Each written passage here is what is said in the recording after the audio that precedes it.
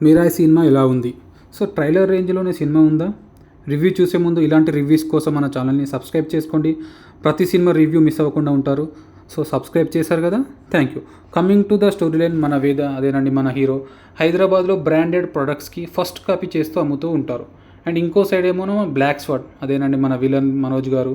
So అశోకుడు create చేసిన 9 గ్రంథాలను సొంతం చేసుకొని ఈ లోకాలను శాసించాలని చూస్తూ ఉంటాడు.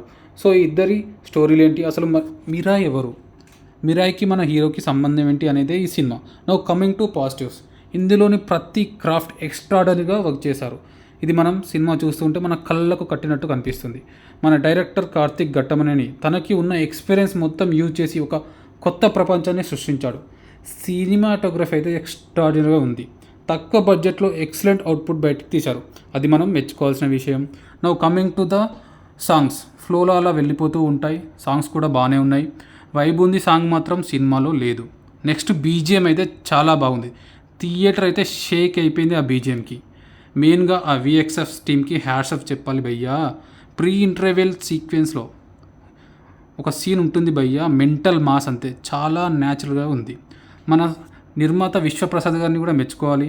సో ఎందుకంటే తనకి వరుస ఫ్లాప్స్ వస్తున్నా కూడా ఒక చిన్న డైరెక్టర్ నమ్మి తేజ సజ్జా గారిని లాంటి హీరోని తీసుకొని ఒక ఎక్స్పెరిమెంటల్ చేయడం ఆయన ఒకరికే సాధ్యం. Hats off.